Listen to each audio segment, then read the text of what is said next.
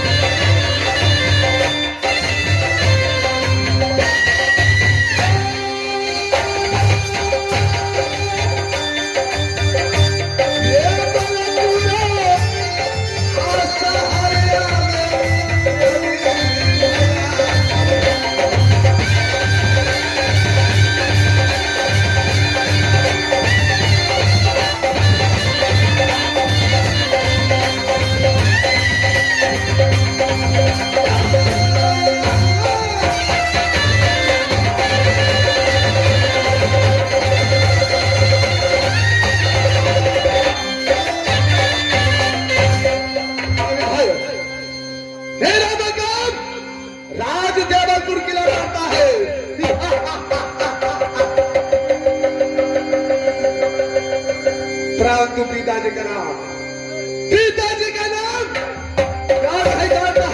किला में केवल सिंह छतरी पड़ता है, परंतु मेरा ही नाम जिस मां के गोद में बच्चा रोता है उसका मां बोलता है बच्चे सो जाओ वरना दामन सिंहेगा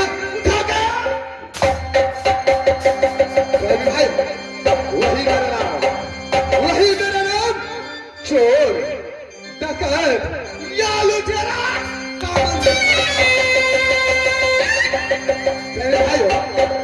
मैंने अपनी देवलपुर किला से गया कहा तो अपनी जंगल अघोर वगैरह शिकार खेलने के लिए। आज हफ्ते रोज की बात मैं अपनी अदालत आया हूँ। आज मेरा दिल चाहता है आज अपनी अदालत में अपना महल में खाना खाऊंगा, अपनी अदालत में थोड़ा देर आराम करूंगा, सोचा जाएगा। तब तक के लिए मैं अपनी अदालत में आराम करता हूं।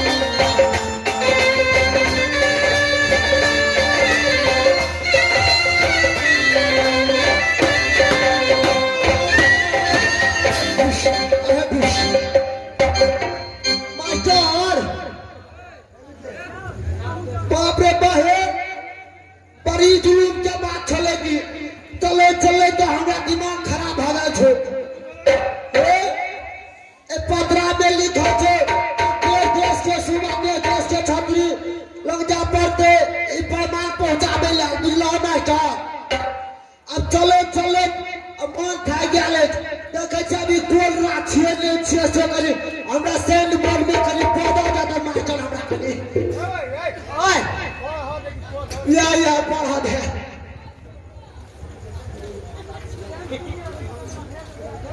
और मास्टर लागे छै यह छिए कि कोन छिए कि केना दिए हो यह बोल छिए आवाज लगा भी घर में आके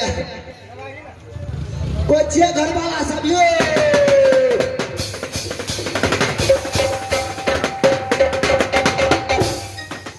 सुनो, तुम कहाँ के रहने वाले हो? क्या तुम्हारा नाम है और किस लिए देवलपुर किला आए हो बहादुर? राजा साहब हम निर्गुणपुर किला रहे छे निर्गुणपुर किला अच्छा, हमरा महाराज के नाम छे राजा चंद्र सिंह ऊपर बना हमरा भेजले छे से कोन रात छे राजा साहब कह सके छे यहाँ ए मंत्री, क्यों महाराज क्या तुम निर्गुणपुर किला से आए हो? क्यों महाराज ये राज जानना चाहते हो? क्यों न महाराज अरे ये राज है देवलपुर किला। ओ ये छे देवलपुर किला क्या नहीं? मेरा नाम दामन सिंह लुटेरा पड़ता है। अच्छा ये छे महाराज हमारा साहब परवाना लिखे भेजले के से परवाना में की लिखा छे की कथी लिखले छे से आपने पहले अपने बुझे कना की लिखने से इंग्लिश में हमारा नजर से हिंदी में दम कह देती क्या निर्गुणपुर किला से राजा चंद्रसेन ने मेरे लिए एक परवाना भेजा है? जी महाराज चलो लो, मैं देखता हूँ क्या लिखकर तेरा महाराज ने मेरे पास परवाना भेजा है। ठीक है महाराज देख लियो महाराज। प्रेमी भाइयों, निर्गुणपुर किला से मेरे लिए राजा चंद्रसेन ने एक परवाना भेजा है। मैं इस परवाना में पढ़ के देखता हूँ कि राजा साहब क्या लिखकर भेजा है इस परवाना में।